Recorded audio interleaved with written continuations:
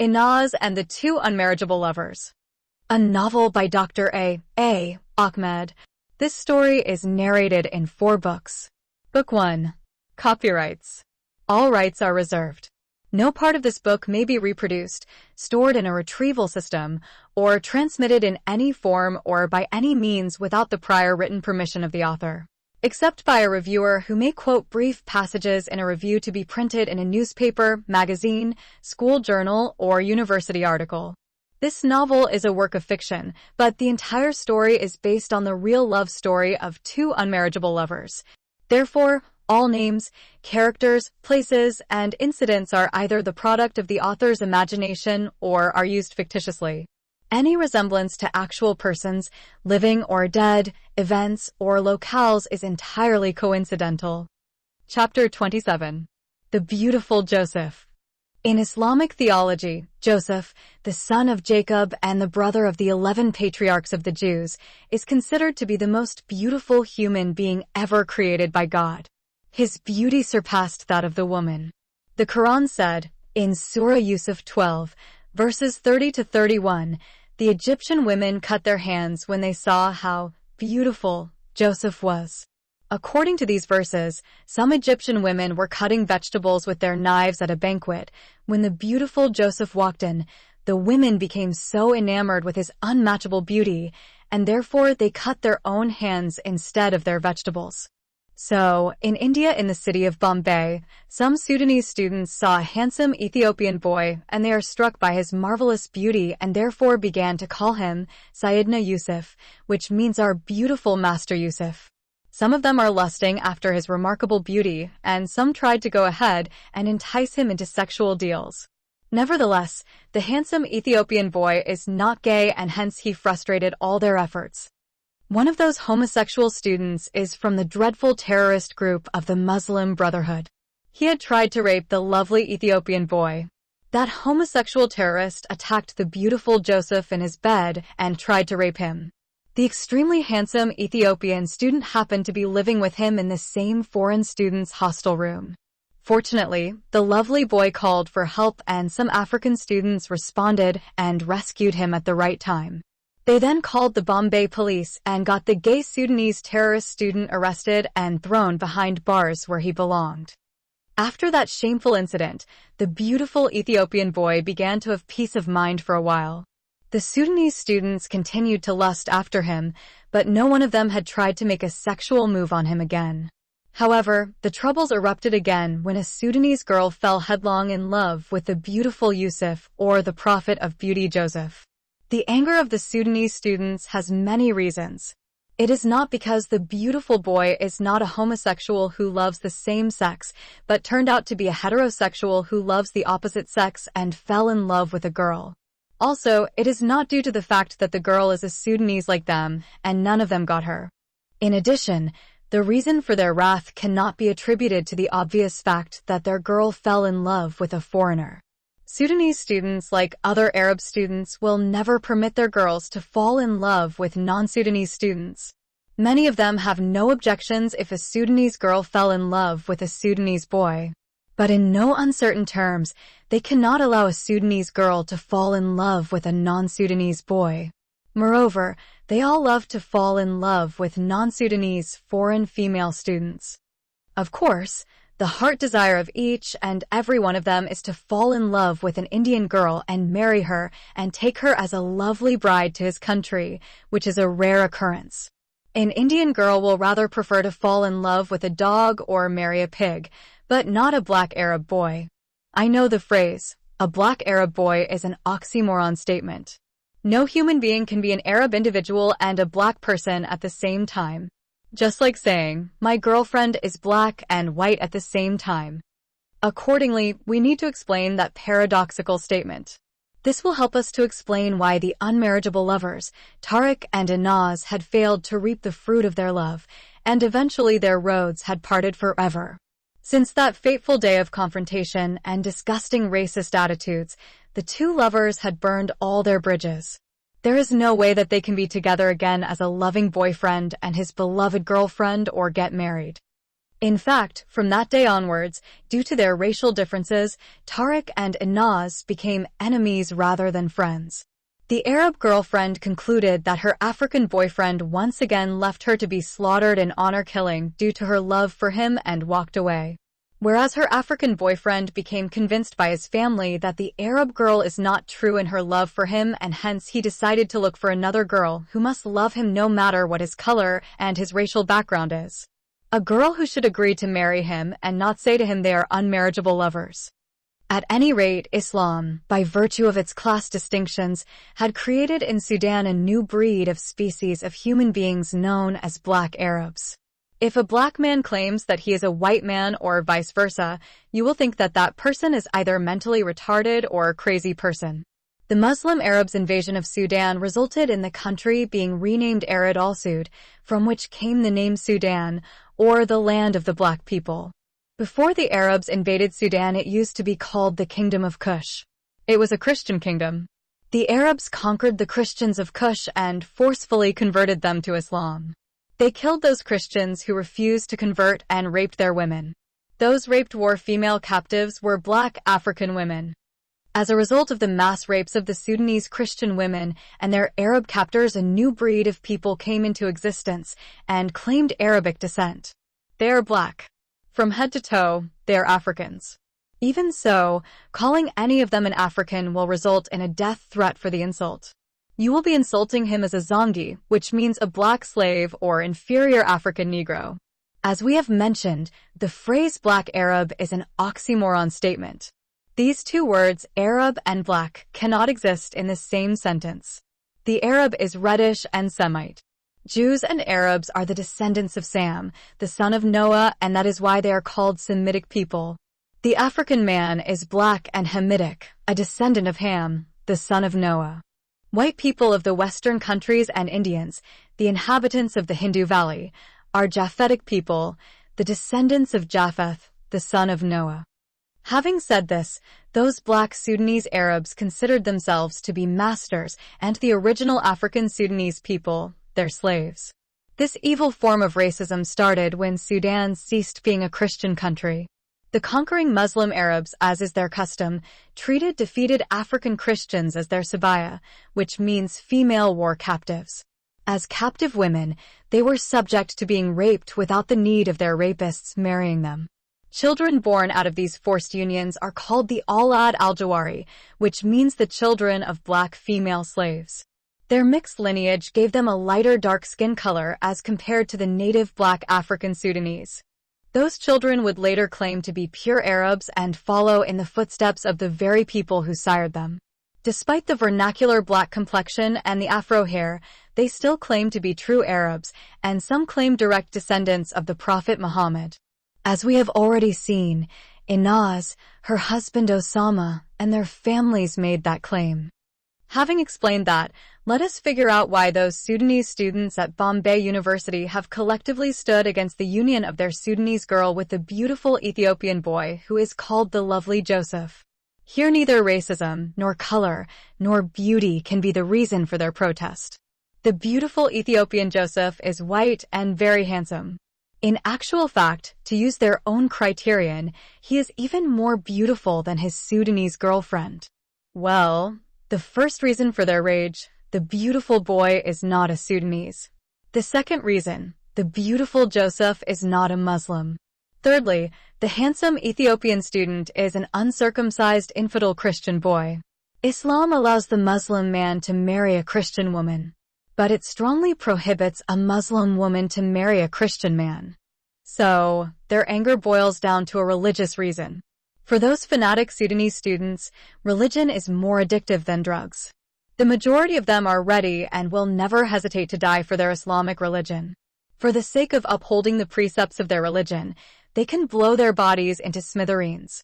Therefore, each and every one of them opposed the love relation of their Sudanese Muslim girl with the handsome Ethiopian Christian boy, who they call the beautiful Yusuf.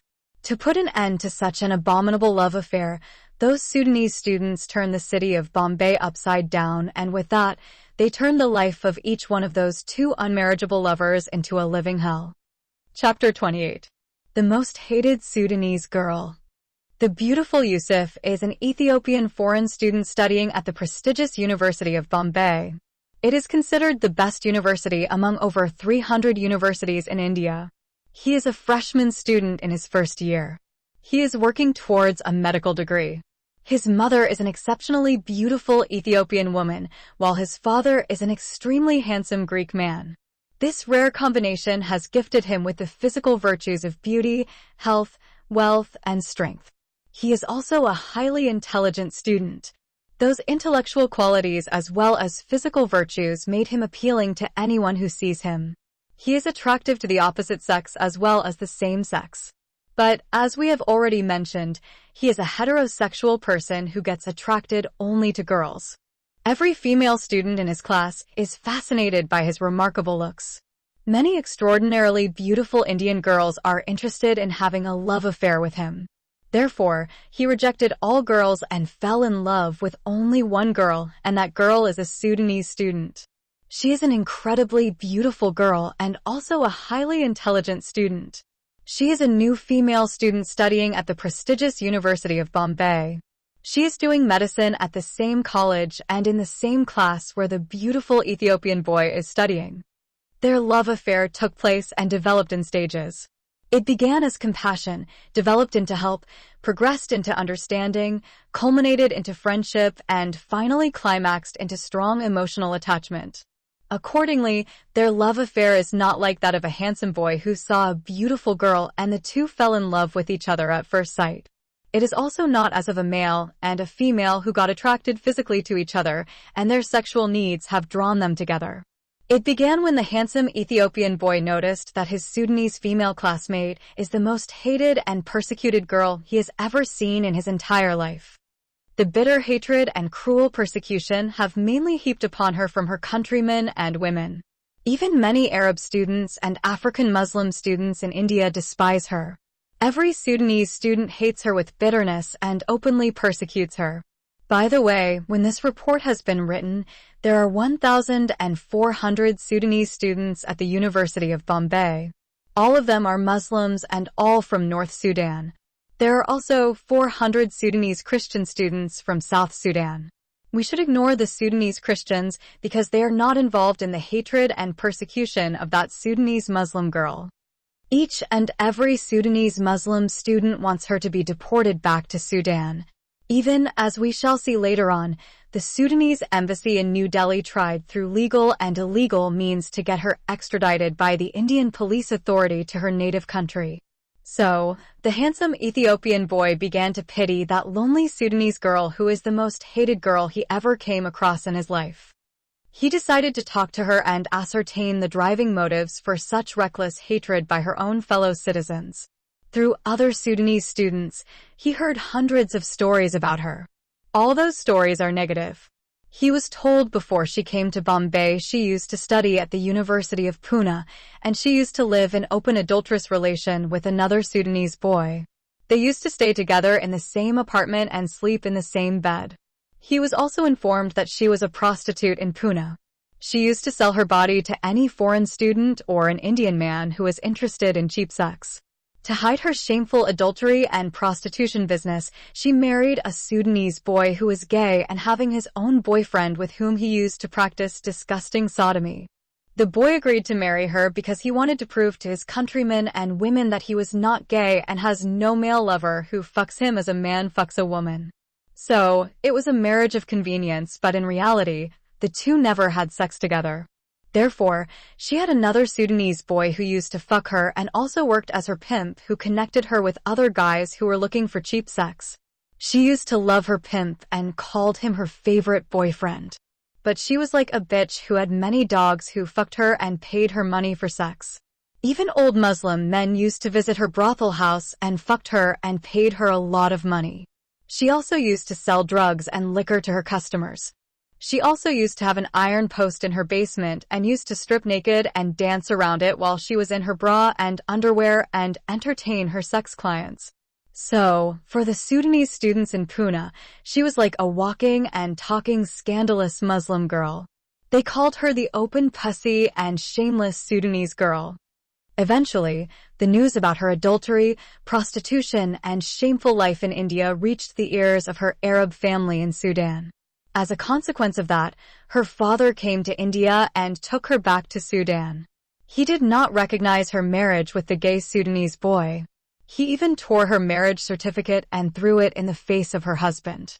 She lived for a year under house arrest in Khartoum. She then got married to someone from Saudi Arabia. That Arab man knew nothing about her sinful life in India. He took her to live with him in the holy city of Mecca. Although she was living in the holiest place on earth and she performed the Hajj rituals with her Saudi husband, still, she did many abominable deeds over there. Her husband discovered that she was calling men to his house in his absence and sleeping with them. Most of them were old Saudi guys. She was charging money to them for sex. She used the internet to invite those Saudi Arabs who were looking for foreign prostitutes. She also practiced cybersex.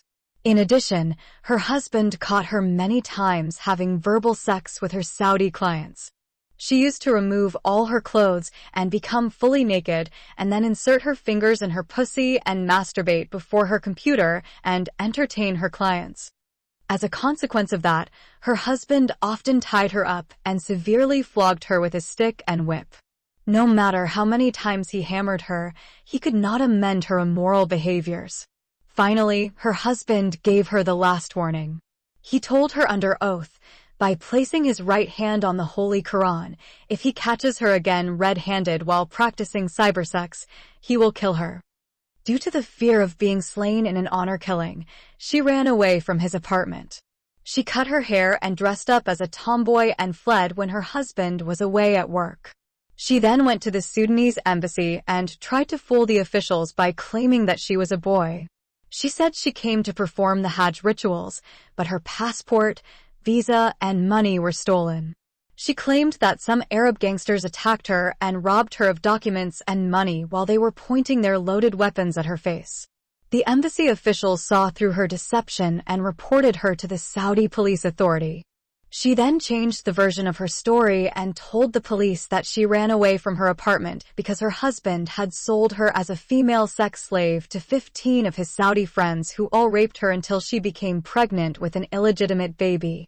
She also falsely accused her husband of being a drunkard, gambler, and pimp. Moreover, she said her husband was gay and had a Saudi boyfriend with whom he practiced sodomy. Nevertheless, when the police of Makkah City contacted her Saudi husband, they discovered that she lied about him because he caught her red-handed while she was naked and doing cybersex and bringing men to his apartment in his absence and committing adultery with them. He also found her many times talking on the phone with her Sudanese boyfriend in Pune City. On the day of her trial, while 2 female guards were transferring her from the women's jail at Makkah to the Sharia court, she managed to run away from them. It was her African boyfriend who used to live with her in India who helped her to escape from those 2 law enforcement female guards. After over a month of intensive search for her, the police authority of Riyadh through their intelligence in Sudan came to know that she had traveled by a UN ship from the Hodeida city in Yemen to Port Sudan, and finally traveled by bus to Khartoum city. Her Arab husband had been informed by the Saudi police that some of the UN workers had smuggled his wife along with her Sudanese boyfriend in one of their refugee aid ships from the Yemeni coastal Hodeida city to Port Sudan city and also helped them to return to Khartoum. His Arab wife agreed to have sex with some of those UN workers in exchange for smuggling her with her African boyfriend in their aid ship. Her African lover, who used to act as her pimp in Pune, was the one who made the secret sex deal of his beautiful and sexy Arab girlfriend with the UN workers. Then, those workers fucked his Arab wife in front of him. Her Saudi husband first tried to convince her Sudanese father to send her back to him. But the father said his daughter refused to return to him in Makkah City and she wanted to be divorced. Her reason for demanding a divorce, she wanted to marry her Sudanese boyfriend who used to live with her in her apartment in Pune City. Her Arab husband refused to divorce her and took the matter to the Sharia court in Makkah City and demanded the issuing of the obedience verdict against his disobedient and rebellious wife. The Sharia court looked into the matter and passed the obedience sentence against the runaway wife. Consequently, the Makkah Police Authority issued an arrest warrant and forwarded it to the Khartoum Police Authority. When the Khartoum police went to apply the arrest and transfer warrant of the Makkah Sharia court on the disobedient wife, she broke the window of her room and fled again. The police searched for her in every place in the capital city of Sudan, but they could not find her or knew where she was hiding or where she went. After a few months, the same bad girl arrived in Bombay along with her father and got admission to one of the most outstanding medical colleges in India. No Sudanese boy or girl before her or after her had obtained admission in any medical college in the University of Bombay. Some Sudanese parents offered to pay thousands of dollars, but their sons' and daughters' applications were rejected without giving any specific reasons. No one knew why only that Sudanese girl got such a coveted seat in the most prestigious medical college at the University of Bombay. Some rumors said because the beautiful adulterous Sudanese girl agreed to sleep with the principal of the medical college. The principal is an Indian married man. He has children and grandchildren. He is 70+ years old when the lovely Sudanese girl agreed to have sex with him. It is not a one-time deal. As long as she is studying in his medical college, she has to continue to be under his pick and call for sex whenever he wants her on his bed. Chapter 29. The consequences of the nasty rumors. Those nasty stories and many more damaging rumors against the most hated and loneliest Sudanese girl have led the beautiful Ethiopian Joseph to try to find out the true story from the false tale. By the way, whether someone may consider it an intentional or a mere coincidence, the real name of the extremely beautiful Ethiopian boy is Yusuf or Joseph Abraha. Also, I do not think I need to tell who the most hated Sudanese girl is. That is the way the Sudanese Muslim students in India have twisted and falsified the sad love story of the beautiful Arab girlfriend Inaz Ahmed Salah and her African boyfriend Tariq Harun Al-Ajabo, who was called by her parents the ugly black crow. They have not only considered her a rebellious wife, but the dirtiest Sudanese prostitute ever existed. Likewise, they made her African boyfriend Tariq her pimp, who sold her to men in Pune city in India and Hodeidah city in Yemen.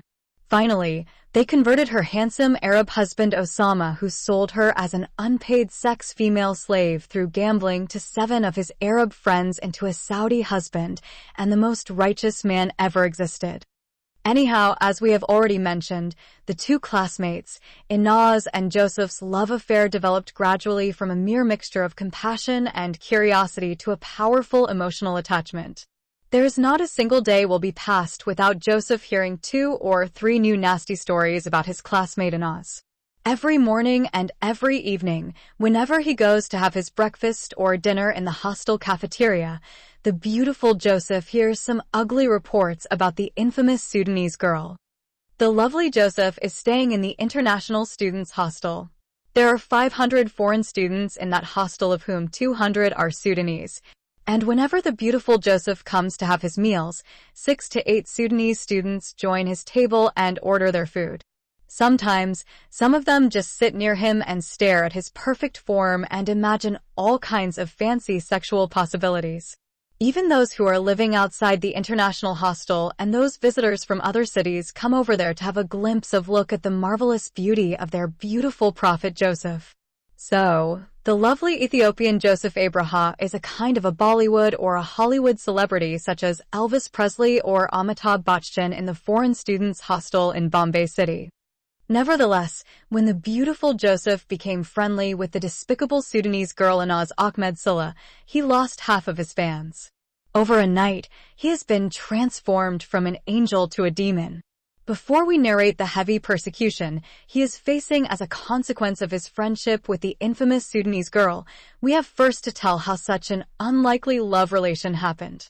Inaz is a Sudanese Muslim and a married girl, while Joseph is an Ethiopian Christian and a single boy. First of all, no Sudanese girl can dare to be friendly with a non-Sudanese boy. Even if that boy happens to be a Muslim like her, she will not dare to fall in love with him. Every Sudanese girl knows the consequences of such a forbidden love affair will be dire and may lead to bloodshed or honor slaughter. Therefore, unless she wishes to be slain in brutal honor killing, then can dare to cross that red line and falls in love with a foreigner. As far as my knowledge is concerned, This kind of abominable love affair happened one time in the Indian city of Pune that a Sudanese Muslim girl dared to fall in love with a Palestinian Muslim boy. The lovers were attacked and badly battered by other Sudanese Muslim students. Nonetheless, the lovers stood firmly in their love relation.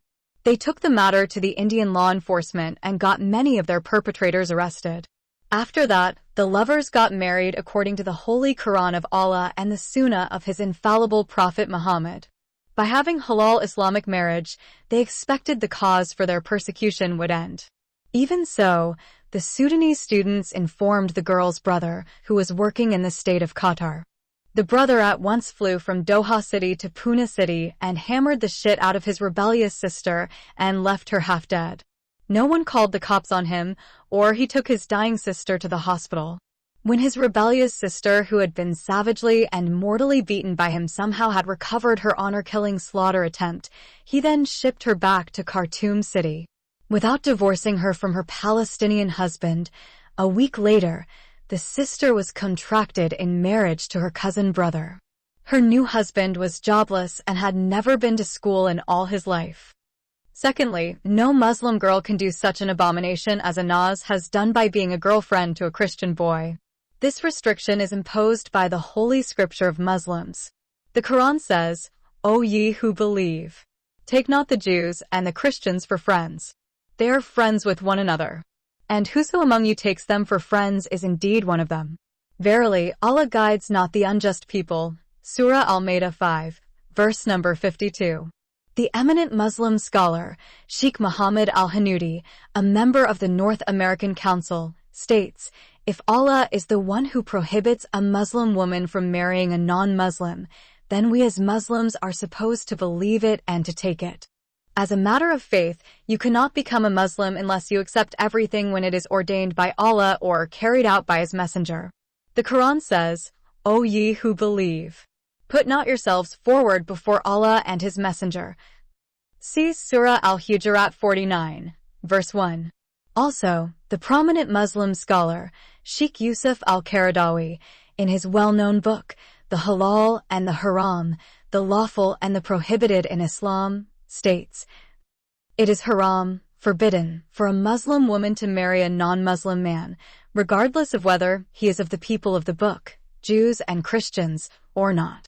We have already mentioned the saying of Allah, "And do not marry your girls to idolaters until they believe." See Surah Al-Baqarah 2, verse 221. And He also said concerning the immigrant Muslim women, "Then, if you know them to be believers, do not send them back to the unbelievers.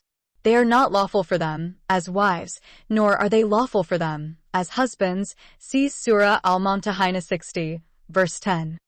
Accordingly, the Muslim girl Anaz has broken the commandment of her Holy Quran by doing many abominable deeds. Firstly, she took an infidel Christian as a friend. Secondly, the verse said, "By she is taking a Christian as a friend," Anaz became indeed one of them, the infidel Christians. In other words, she took one step towards becoming an apostate girl. Thirdly, worse than that, she has done that while she is still married to a Muslim man. Fourth, she had already committed many sinful and shameful deeds in Pune City, in Riyadh City, in Khartoum City, and in Bombay City. Nonetheless, her former sinful life is nothing as compared to her love affair with the uncircumcised infidel Christian boy, the beautiful Ethiopian Joseph. Therefore, the Sudanese Muslim students knew that, if they do not act quickly and stop that unacceptable abomination and religiously impermissible love affair, the most hated Sudanese girl Anaz may take the ultimate step and convert to Christianity, and by doing that brings the downfall of Islam and Muslims in India and Sudan. Some Muslims believe that, if a single Muslim convert to Christianity, the world will come to an end. Also, there are Muslims who believed that it had never happened in the long history of Islam that a single Muslim man or woman had converted to Christianity. Chapter 30. The new boyfriend of Inez. Leaving those bad Sudanese students aside, let us now see how this so-called abominable love affair started and developed in serious friendship. The extremely beautiful Ethiopian student Yusuf or Joseph Abraha tried to come close to his sweet and lovely classmate Inaz Ahmed Sula and talk to her and establish a kind of friendship, but she always purposely has avoided his approaches and friendship. Nonetheless, in order to engage her in friendly banter, he understood that he must trick her. So, he began to tease her by making some remarks about her being a serious and aloof girl. Thus, he said to her, Ethiopians hold the notion that every Sudanese girl believes that, if she just speaks with a boy, she will become impregnated by him. Although he has said it as a joke, still Inaz has liked it and laughed before she told him, "Okay, I am speaking to you now, and I believe nothing is going to happen to me." No, it is not only one time speaking. They mean if she speaks with him time and again, then something is going to happen. Something like what? Something like a love affair.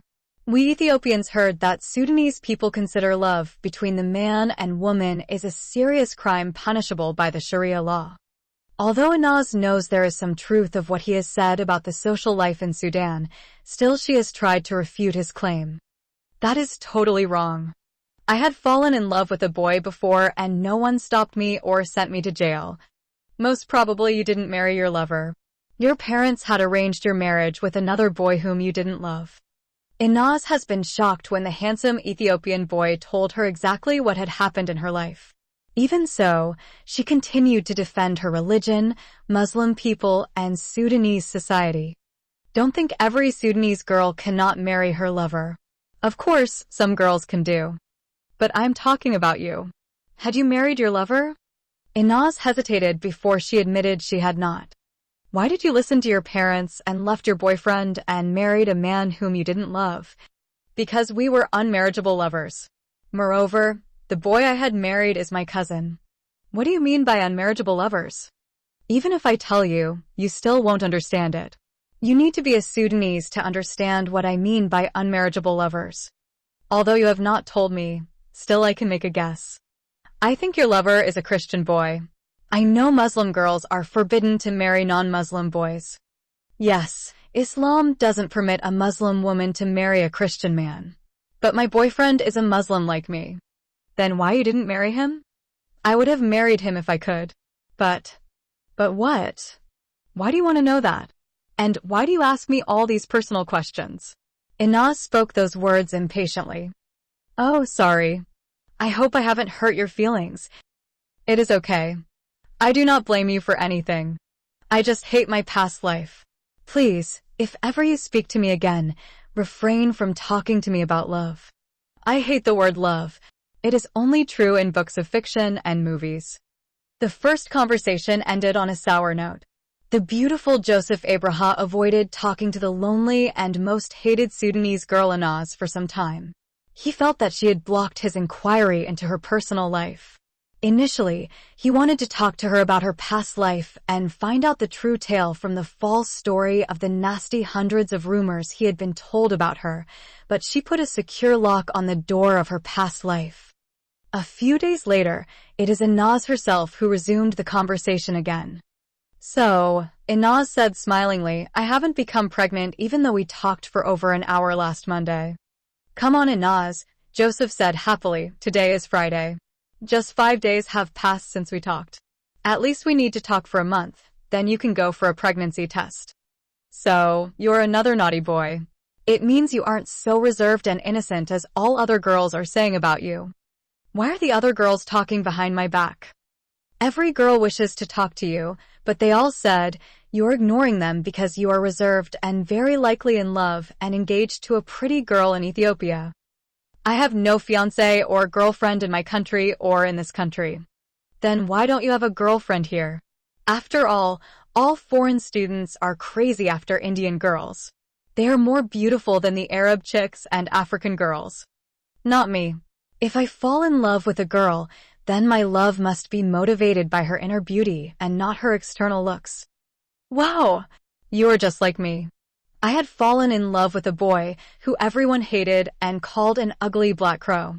But I loved him because he has a particularly good nature. So, I had fallen in love with his character and not his outside appearance. Still, You couldn't be able to marry him because, as you said, he didn't match you, or you were lovers who could not be married. Do you want to know why we were unmarriageable lovers? Yes, please tell me, if that won't hurt your feelings. He is an African Sudanese boy, and I am an Arab girl.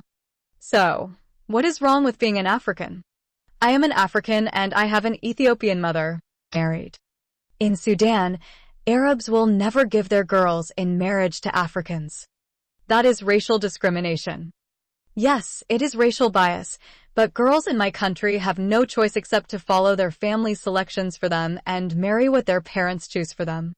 So, I can't fall in love with a Sudanese Arab girl because I am an African. No, not you.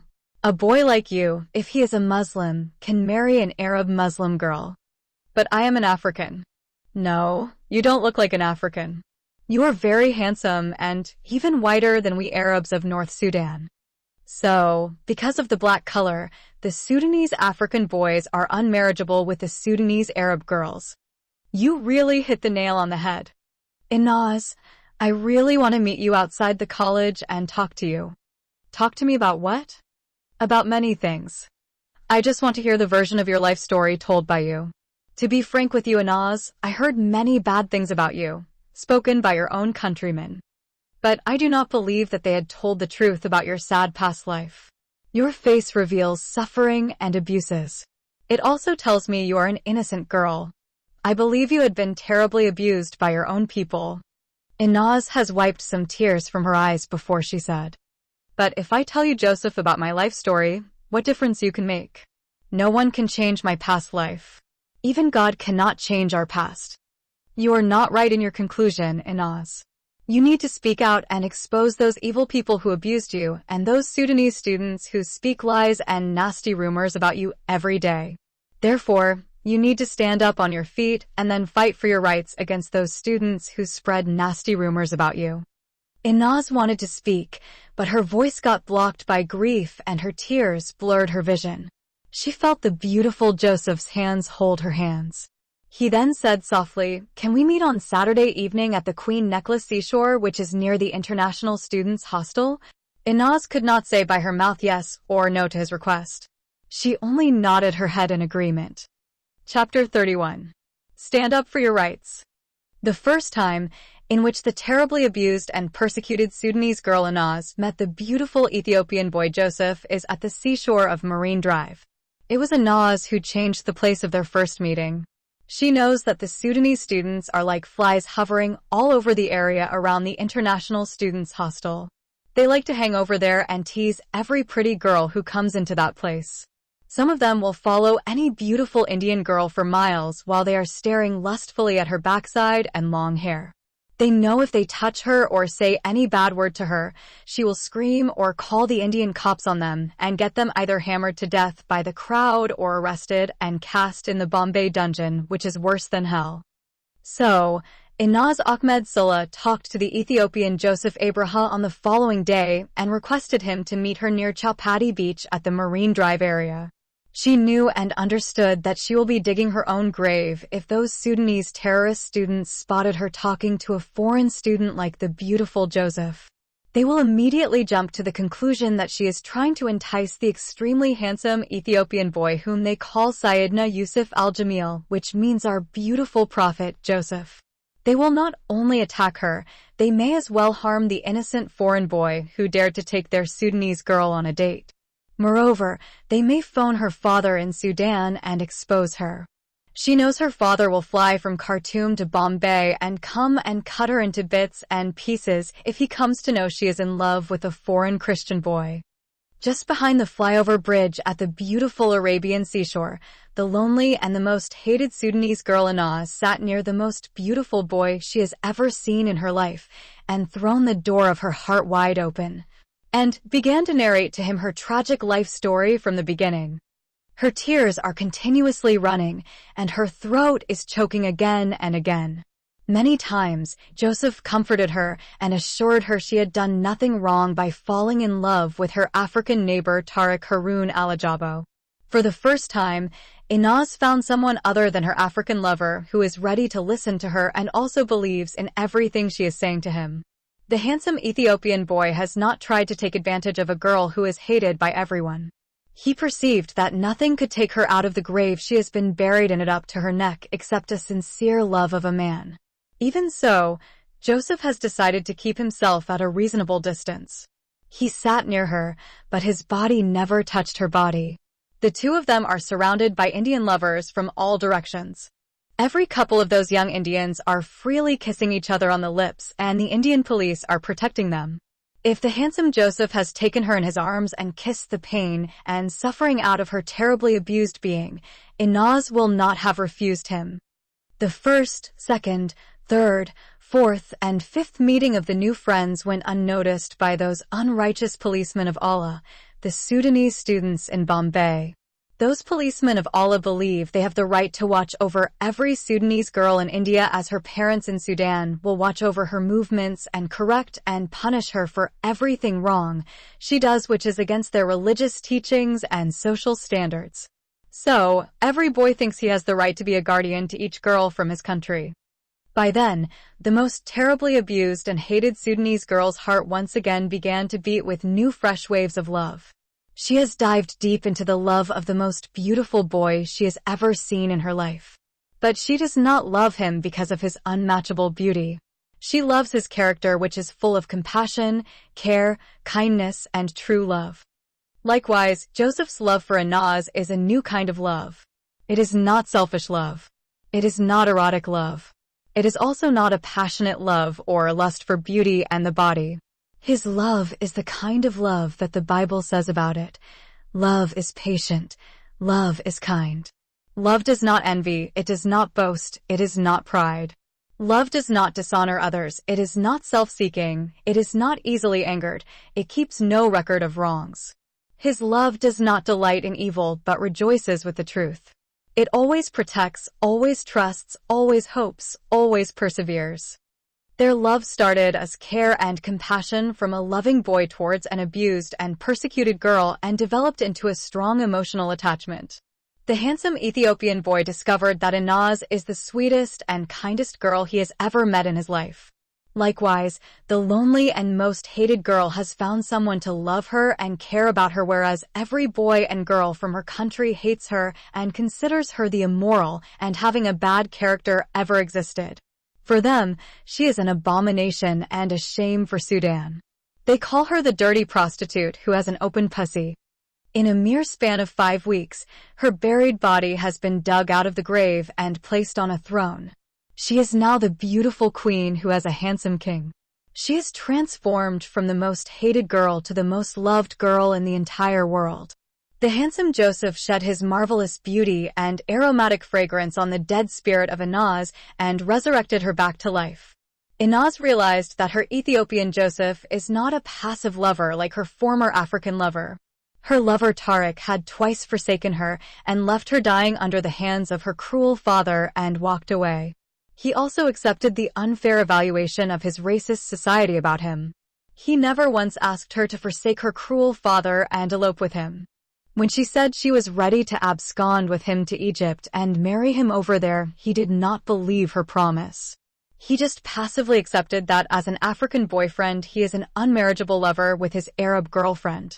In other words, Tariq and many African Sudanese accept, without protest, that they are inferiors to the so-called black Sudanese Arabs. The latter is still acting as the master of the former, who is called the ugly Zanji or inferior black Negro. It is the good Ethiopian Joseph who began to change his Arab girlfriend's attitudes towards African Sudanese. He frankly told her that she was too indirectly involved in that unfair evaluation of her African lover Tariq. Why did she tell Tariq from the beginning that they were unmarriageable lovers? Why did she fall in love with someone she believed was inferior to her and hence he had no right to marry her? Why did she say to him her virginity belonged to her Arab fiancé? Why did she agree to marry her cousin Osama when neither he nor she loved each other? Why did she return again to her abusive and cruel father after she ran away from her evil husband? Why didn't she learn from her first mistake? After she got rescued by her African lover, she should not have gone back to her cruel father. She should have forgotten about her racially biased parents and married her African lover Tariq, and the two settled somewhere in the world. In a short period of time, the new boyfriend Joseph opened the blind eyes of his Arab girlfriend to so many things in her sad past. He convinced her to stop pleasing her parents and her society and make her own decisions in life. She should get emancipated from the absolute authority of her evil father. He understood that the problems of Inaz have deeper implications than her biased society and her cruel father. It is her misogynistic religion, which gave her father, her husband, and those Sudanese Muslim students in Pune City and Bombay City, the tools to abuse and persecute her. It is the teachings of her prophet and Quran, which exhibit hatred, mistrust, and mistreatment of women.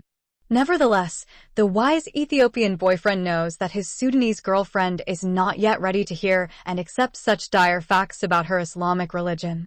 Thus, he reserved such information for a future talk. At present, Joseph understood that his duty as a good boyfriend towards his girlfriend Inaz, he should free her from the fear of being shamed, mocked, and silenced by her people. She should stand up and fight for her rights. The time of pleasing others should end right away. The time for making her decisions in life should begin as soon as possible.